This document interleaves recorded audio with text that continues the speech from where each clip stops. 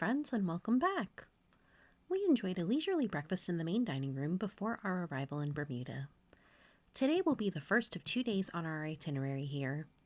This is our second cruise to Bermuda, but it won't be our last. We love the Bermuda sailings because the ship is docked overnight, so there's a bit more freedom in how we get to explore the island. Last year, we purchased transportation passes at the Dockyard and used the ferries and buses to explore St. George's and the Crystal and Fantasy Caves. It was an easy and inexpensive option to get around Bermuda for a family of 4. We have a bit more information on the transportation center in our next video. We didn't have a real plan lined up for this trip, especially since it was Josh's first time to Bermuda, and there really is quite a bit to see and do around the island. But because we didn't have a plan before we arrived, we did end up making a few mistakes. Join us to get a feel for how to grab a tour or excursion at the Dockyard and for our island tour. You'll hear about 3 things we loved and 3 things we hated about our independent excursion. It was a super windy day and ended up raining most of our first day there, so the audio we captured wasn't the best quality. You'll find restrooms and a board with available transportation options, including costs, just after you exit the terminal building.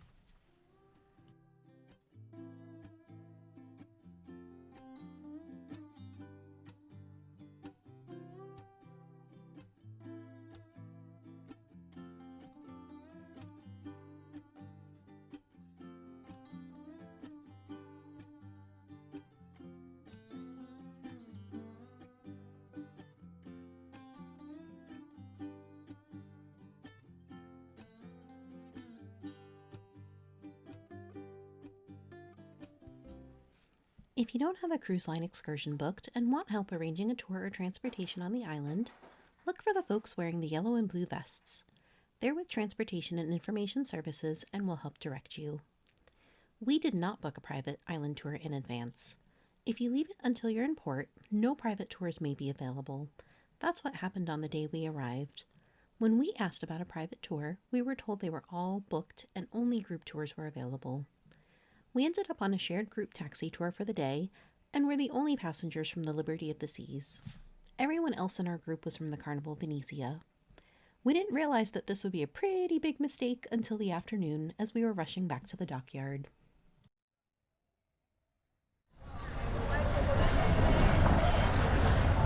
So we just got off the ship and we are waiting to get on a bus and pay to do kind of a tour of the island. Apparently they call them taxi tours or group bus tours. We're not quite sure exactly what's going to show up here. We're going to try it out and see what the day brings. Yeah, just let it down for a bit. I'm going to tell you folks something. There are over 9,500 people on the dock right now on both ships. That's why it's so confusing.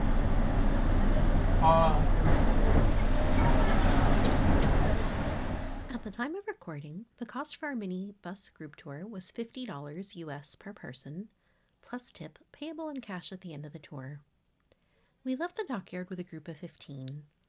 Our driver and tour guide for the day, Llew, stopped by the transportation center to grab some maps for us so we'd all have something to reference.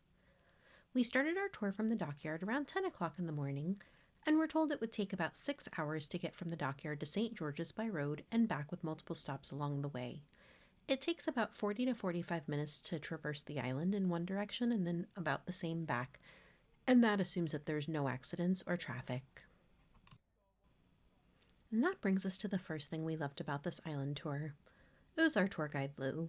He was born and raised in Bermuda and was able to share a lot of information about the island's history and its evolution. It was all information that we didn't really learn last year when we did our own thing by taking the ferries and buses to the different sites around the island. Llew was super funny and engaging and very enjoyable to hang out with. He shared so many stories about his life growing up in Bermuda and stories about his family, including his kids and grandkids.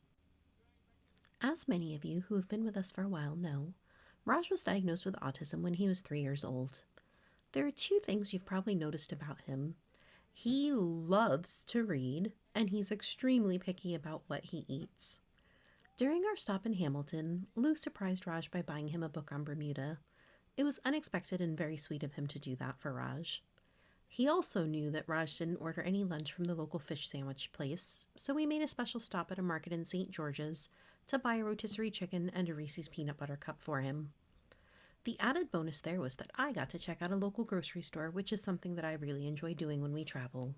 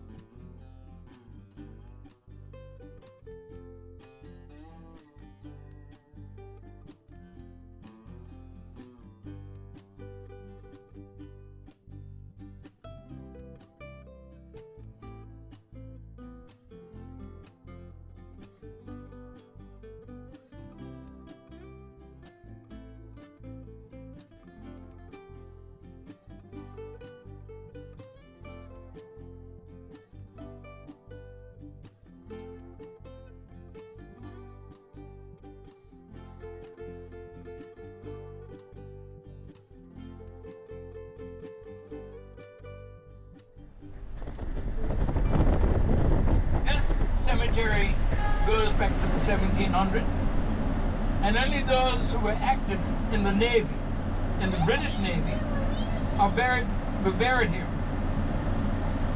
The thing about this cemetery, you'll notice the headstones. There are many headstones, and that's the first thing that a person notices about it. The headstones tell you why a person died or what they died from.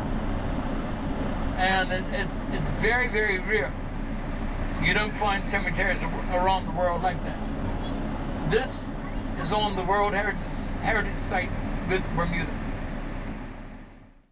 Number one on our list of things we hated about this tour was having to do it in a group with people that just didn't seem to care about anyone else that was on the tour. Our group had 2 families and 1 couple. One family seemed to have difficulty respecting the time limits Llew gave us at each stop, often returning 15 to 30 minutes late, which put us very behind on the tour schedule.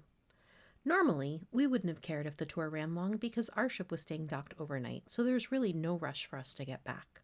What we didn't know at the start of the day is that the Carnival ship was not going to be docked overnight, and they had an all-aboard time for mid-afternoon. With the delays, we missed 2 major stops on the way back to the Dockyard, including Horseshoe Bay. The family also had 3 very young children with them, all under the age of 5, and would leave them in the vehicle, either completely alone or with people that were virtually strangers. The kids would cry and scream while their parents were gone. The whole thing was just very bizarre. This right here is our largest bridge. This is the biggest bridge on the island. And right here at the end of the bridge, you'll see some signs to our right. There used to be a guard out there, and everything beyond the bridge was off limits to the public. This church is called St. James Parish Church. Now, a parish is the same as a state, and the parish churches holds the cemeteries to the island. There are 9 parishes on the island, so there are 9 churches.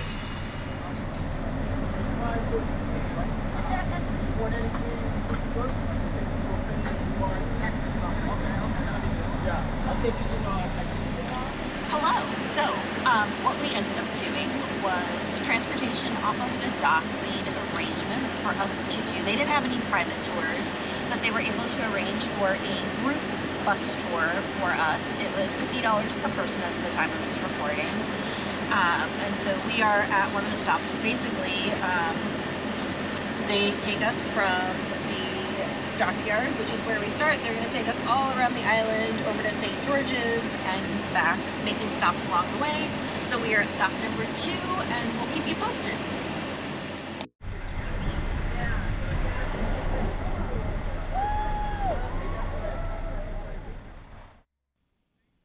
At the lighthouse, you can purchase tickets to climb to the top. They were not included in the tour cost. At the time of this recording, tickets to climb to the top of the lighthouse were $2.50 per person. We decided to pass on climbing to the top because it had just started raining before we arrived. We also only had about 20 minutes at this stop since we ran long at Somerset Bridge. There's a gift shop on site, as well as a restaurant and clean restrooms. Had it been a sunny day, I'm sure the 360-degree views would have been fantastic from the top of the lighthouse. But the views from the base of the lighthouse on a rainy day were pretty nice too. We're going to make a stop right here. This is Bermuda's best beach. This is Bermuda's top beach. It's one of the top 10 beaches in the world. This is Horseshoe Bay. And believe it or not, with the rain, people are still coming down here. The rain in Bermuda does not stop anyone from swimming. You find most Bermudans, when they go to the beach, if it's raining, so what? Because it's still warm. And a lot of times, the water in the ocean is warmer than the air temperature. Our air temperature could be, during the summer, like, our air temperature could be like 80 degrees, 78, 79, 82, and the water temperature is 83. So this beach is always, the water's always warm, and not only that, but people call it Pink Beach. If you look at it carefully, you can see the pink hue of the sand. And this is one of the top 10 beaches in the world. It's government's official beach, and being government's official beach, there are movie nights down there during the summer, fashion shows. Due to the rain, Llew decided just to pull over on the side of the road and point out Horseshoe Bay Beach. He said if it cleared up in the afternoon, we would stop there for about 30 minutes on the way back to the dockyard. As we made our way into Hamilton, number 2 on our list of things we loved about this tour is that Llew seemed to know pretty much everyone everywhere we stopped, and was able to not only provide suggestions for which shops and restaurants to go into and which to avoid, he would sometimes join us and help make a connection. Our interactions on this trip were definitely much warmer than those last year. We felt more welcome than when we explored on our own. Number 2 on our list of things we hated about our tour is that due to the rain, we didn't get to exit the van to explore at the various stops. And, because it was very overcast, it was difficult to see much at the stops where we did get out. Even with the rain, the vistas were beautiful. We can only imagine how stunning they would be with clear sunny skies. Llew had told us Bermuda typically gets steady rainfall throughout the year, that there isn't really a rainy season, and showers are usually unexpected but short. He said our experience was unusual, where it pretty much rained the entire day. It was unfortunate, but it also gives us an excuse to go back to Bermuda.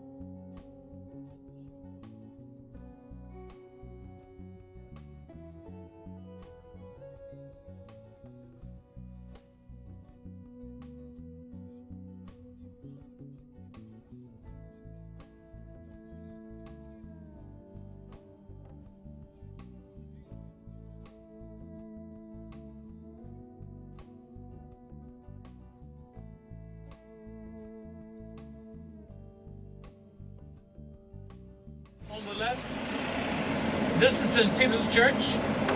This is the oldest church in the Western Hemisphere that is still in use today. Inside it,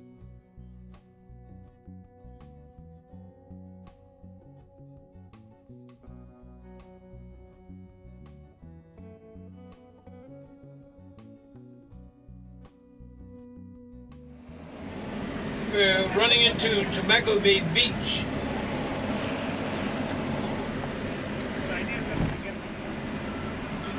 Tobacco Bay Beach is a beach. It's like a large swimming pool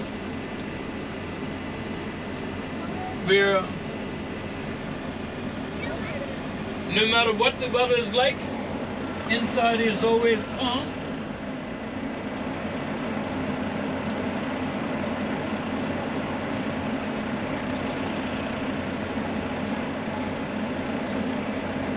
Sometimes this beach is so crowded that they turn people away.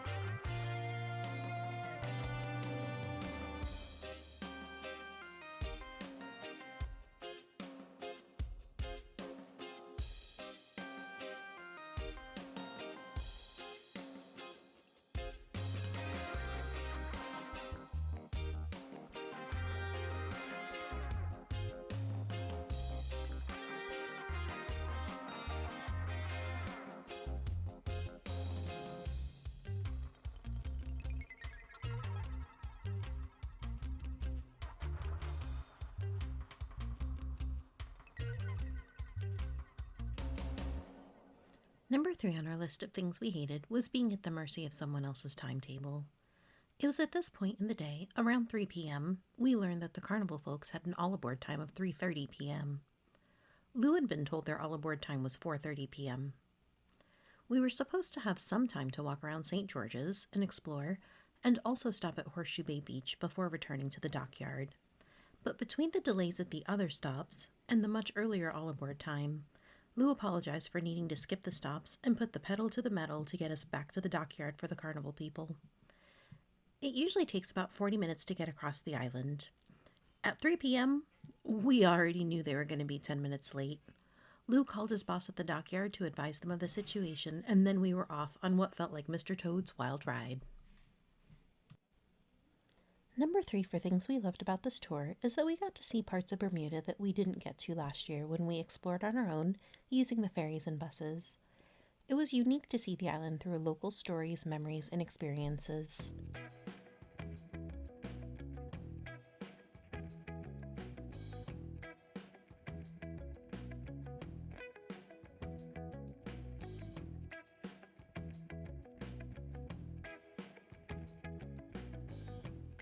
We learned a few lessons from this adventure. First, it is possible to miss the ship when booking an independent excursion and not going through the cruise line. Be cautious and do your research. Llew made a huge effort to get those Carnival folks back to their ship by all aboard time, and thankfully called ahead to report the delay, but they still arrived almost 15 minutes late. And that delay could have been much, much worse because we did end up stopped in traffic due to an accident on the primary road. Llew knew of some off-road paths that he planned to take if needed, but the rush to get back knowing we were late was really stressing us out, and our ship wasn't even leaving the same day. Have you ever had a close call getting back to the ship on time? Let us know in the comments below. This tour taught us that if we aren't booking through the cruise line, as we do most of the time, we definitely want to book a private tour and not have to worry about someone else's schedule. We have Llew's contact information and we'll link to it in the description below. We know we'll definitely be reaching out to him to arrange for a private tour on a future trip to Bermuda. We also learned that we need to make a list of sites that are important to us, and if doing a tour in future, make sure that we express those priorities to our tour guide in advance so we don't miss out. Overall, we enjoyed the tour, just not the crazy ending.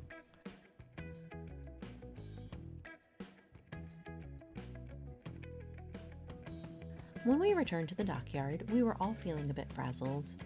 We headed back to our cabins to chill out and get ready for dinner in the main dining room, saw the Las Vegas tenors in the theater, and then headed our separate ways for the evening.